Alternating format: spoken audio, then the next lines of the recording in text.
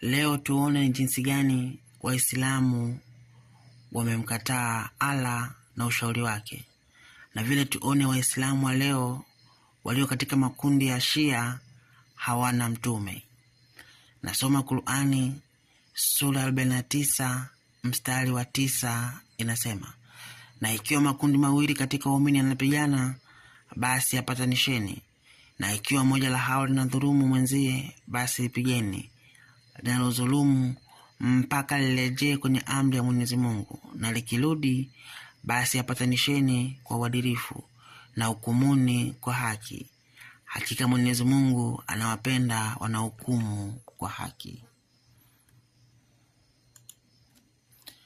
Hakika walioigawa Qur'ani sura ya 6 mstari wa 159 inasema, hakika walioigawa dini yao na wakawa makundi, huna uhusiano nao na una uhusiano wowote, bila shaka shauri yao iko Mwenyezi Mungu, kisha atawaambia yale waliokuwa wakiyatenda.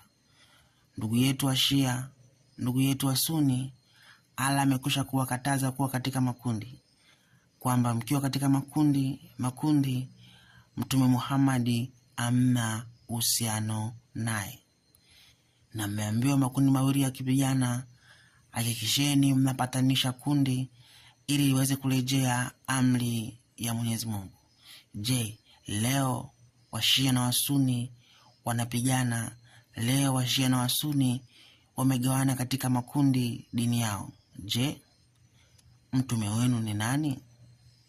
Maana Allah amekwisha kuwakataza akiwaambia, kama mkiwa dini yenu katika makundi, basi Mtume Muhammad ana uhusiano na nyinyi.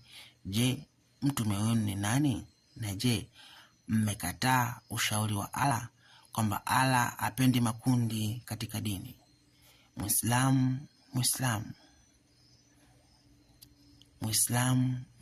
kwa roho yako, Allah amekwisha kukataa na Mtume Muhammad amekwisha kukataa kwamba wewe hauna uhusiano na Muhammad.